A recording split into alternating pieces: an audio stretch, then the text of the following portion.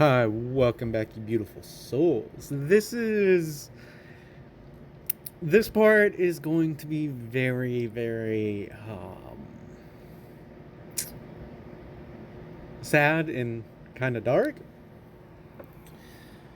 But this is part 5 to What If Izuku Had Zenkias. And for those of you that get weak at heart or are squeamish by the notion of gore, please skip this episode. But know that you are missing out on a key moral development in the character. So, that being said, let's get into our story. We last left off where the Midoriyas had just finished up like the dinner meeting between like the parents and everything, and they're on their way home. As they're getting off of the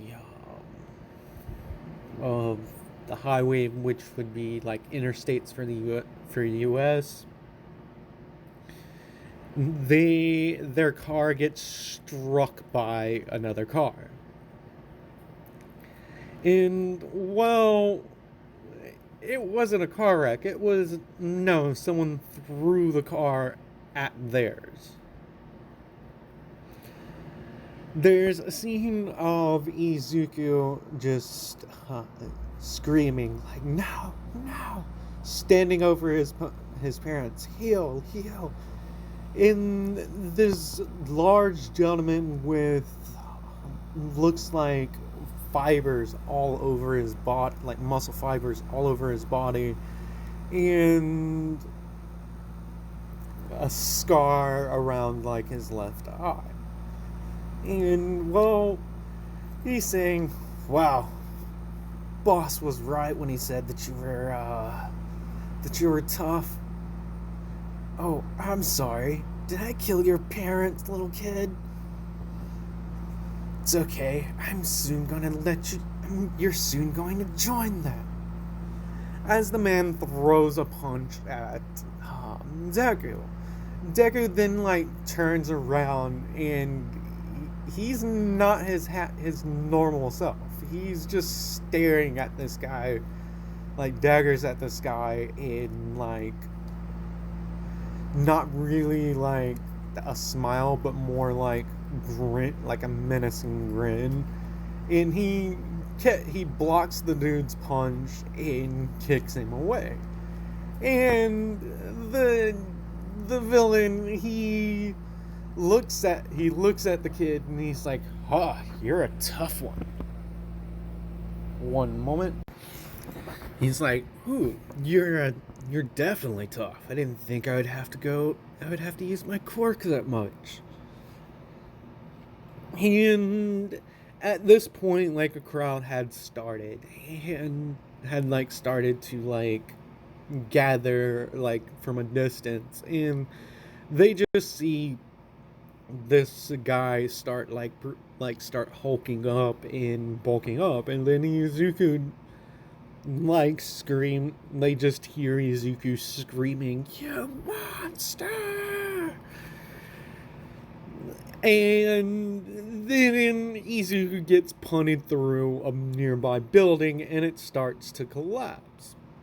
At this point, news helicopters have arrived and started filming, and across the news, you just see Izuku like getting thrown through the buildings. And this causes multiple things to happen. Multiple people start moving towards this, including All Might. And All Might's just thinking, shit.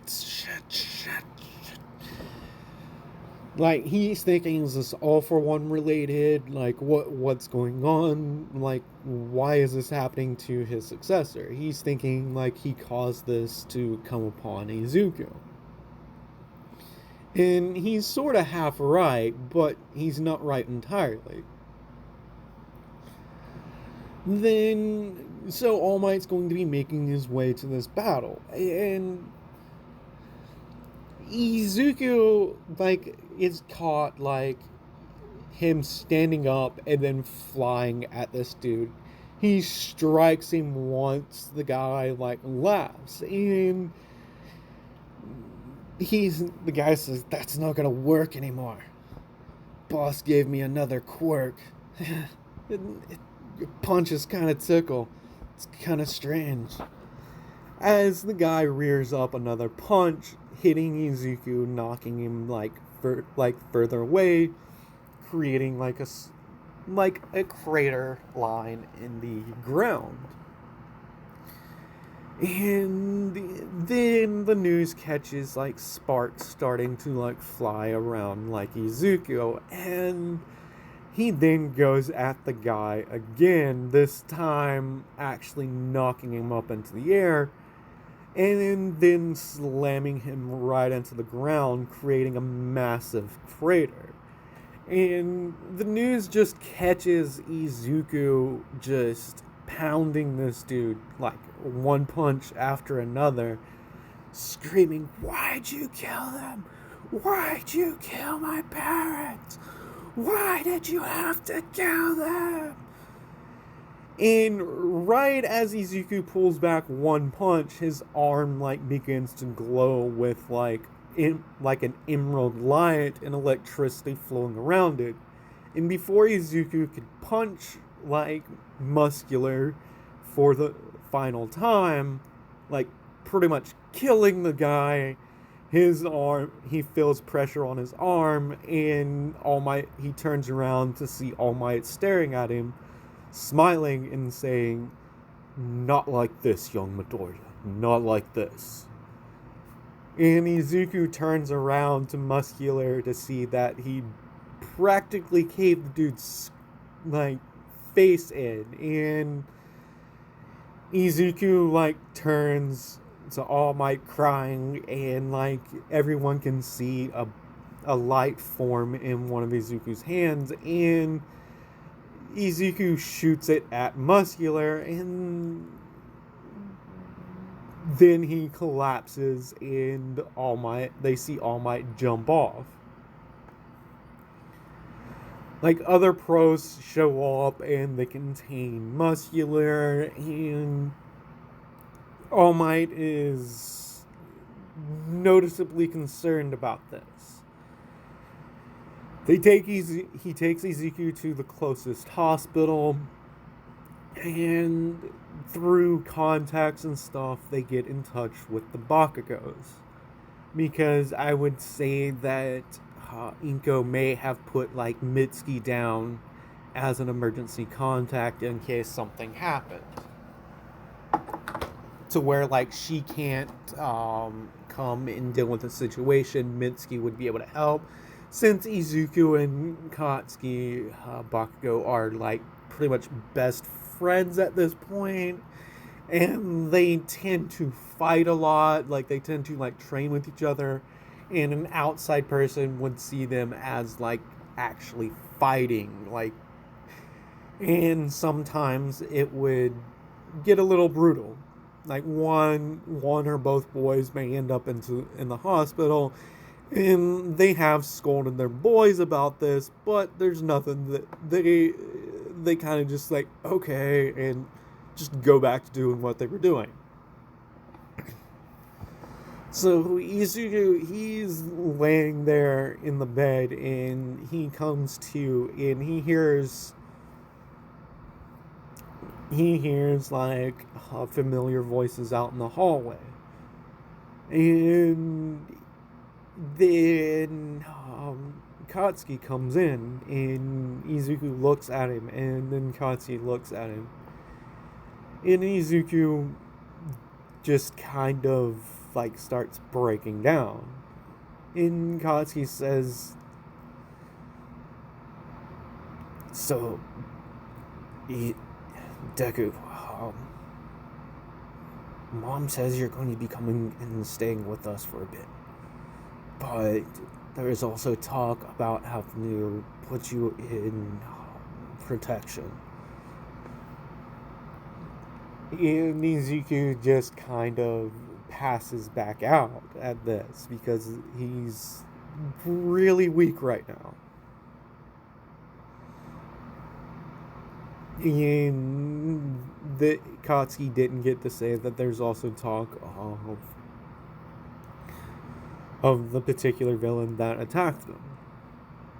We cut to a few days later, and Katsuki gets up in the middle of the night, and he's going to use the restroom.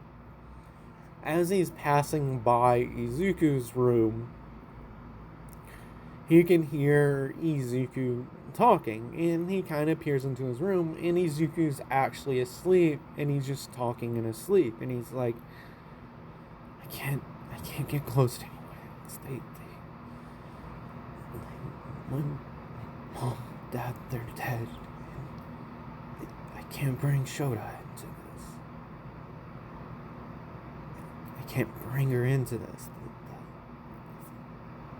And he gets a little concerned about this. So I would say this is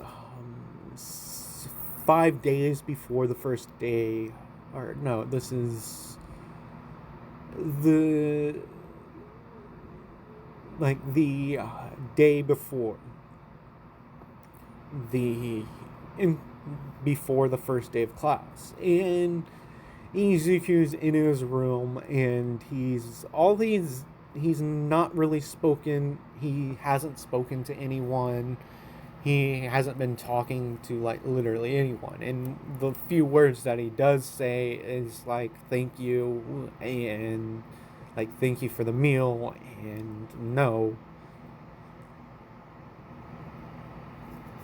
So he's been kind of really getting into himself. One day, while he's in his room and he's sitting there meditating, he just feels like something hit his chest, and when he comes to, he's on his back, and there's a duffel bag in his chest, and he hears he looks up and he sees Katsuki, and he's like, Deku, get your sparkling ass dressed. We're going to work out.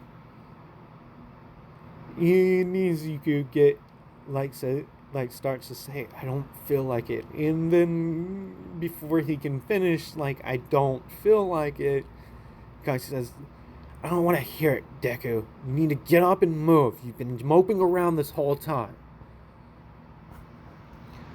So Izuku reluctantly gets up and puts on gym their workout clothing.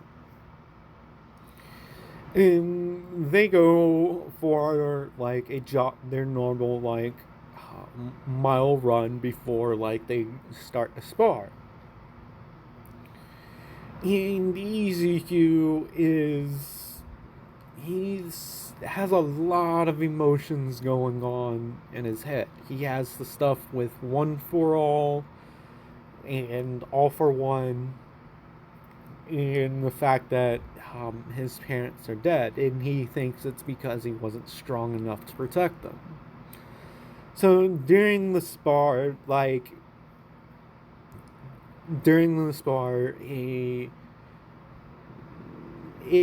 certain someone had come across them and has been watching them from a distance. And they just see the look and the expression on Izuku's face as they're, to them, fighting this other kid that they recognize. And they see the look on Izuku's face change over time from one that is stressed out to a more peaceful look. And then, so right at this point, this third party notices it. Katsuki comes in with an explosion to the face, and Izuku counters with blasting with a small energy pressure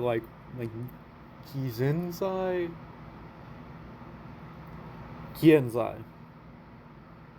basically like expecting energy, and it knocks Katsuki back a little bit, and he just looks like Izuku looks at Katsuki, kind of like smiling a little bit, and he's like, "Thanks, man. I needed this." And this is when Katsuki says, "Hey, you can come down already. Matter of fact, I'm pretty sure he's already sensed you." And Izuku begins to smile, and he's like, "Oh, so you did invite them here. I was wondering what they were doing over there." And Izuku then says, "So how did you know she was there, Kachan?" And Katsuki says, "Well, I called him last night. I figured since you've been talking about him in your sleep, you should talk to him. And if what I'm assuming is correct, if it involves our mutual master, you should explain to her your connection to him. Give her the choice to take on that responsibility or not, to be associated with that guy." And at this, Katsuki kind of walks off, and Shoto, she finally makes her way down the embankment.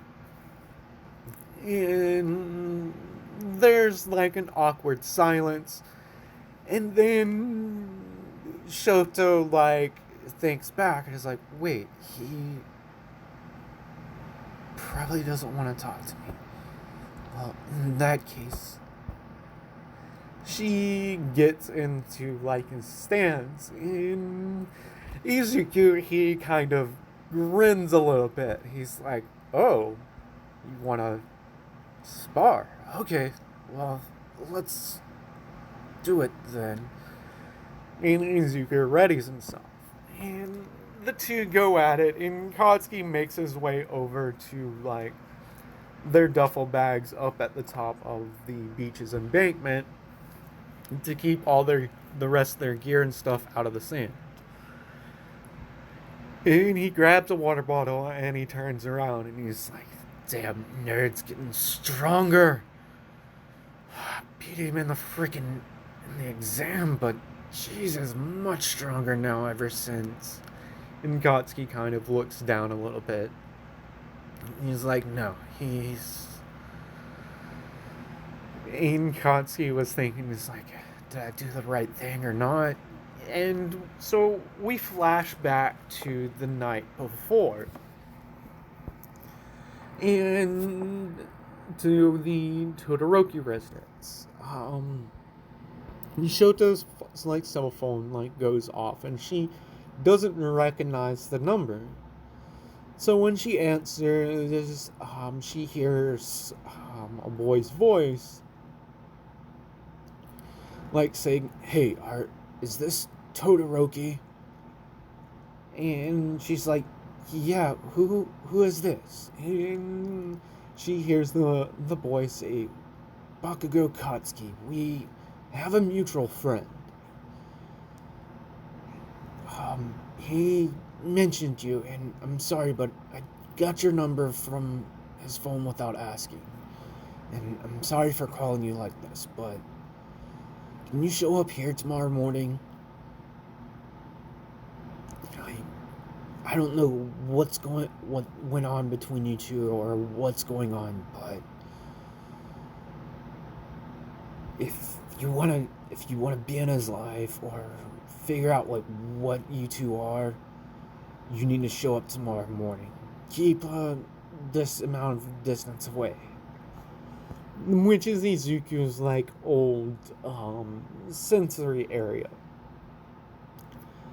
And now we cut back to the present, and Katsuki takes a swig, and then he sees his best friend kind of sparring with another person, and he's like, "Nah, it's the right thing. Whatever happens, but he needs this." So we cut to the spar, and they go at it like with hand to hand, and then Shoto begins to like use her quirk, basically creating like small like rods and like smacking Izuku, and Izuku begins to like use more and more of one for all, like just kind of upping the percentage more and more. And he's starting to get like this, and Shoto's like, "You don't take me serious, do you?" And this takes Izuku back a little bit. He's like, "No, it's not that." And then she says, "Why haven't you called? I thought," with like anger in her face. And then Izuku gets hit with like a freaking ice beam, knocking him back. And Izuku blasted, and he's like, "It's not that!" And then Shadow screams back while sending like a fireball at him. "Then what is it? Why? Like, do you blame me for your parents? Is that why you don't want to speak with me?" And Izuku screams back, "It's not that! It's not that!" As he starts releasing more and more of his ki. And he comes back with like a punch. And before he can like land it, like he gets hit in the back of the head by an explosion. And he turns around and he's like, "What was that for?" And he just hears Katsu's like, "Dude, calm down, you're going a little bit overboard. Calm your damn mind, calm your damn sparkling ass down." And Izuku like does, and then he says, he turns to Shoto and he's like, "I'm sorry, it's not like that, it's just and he jumps up and flies away. And Shoto is standing there like looking at Katsuki, and he's like, "Hi, it's nice to meet you in person. Don't worry about him. He'll come around." But and then Katsuki turns to her like while picking up like their like his and Izuku's duffel bag and putting him on his back, and he's like, "Thanks. He needed this. He may have not said it, but he needed to get something off his chest, and don't be surprised, but he may not talk to you for like a day or two." No, so I have to retcon the beginning of this video. I meant to say this is 2 days before the entrance exam, so I would say this 2 days before the first day. And so the first day of UA is going to be a awkward one. So with that being said, you beautiful souls, I'm going to end this part here. No, wait a minute. I have to go. No, I will explain the meaning of this episode's title in the next episode, with Izuku finally speaking to his friends. With that being said, I will like, comment, and subscribe, and I will see you beautiful souls in the next video.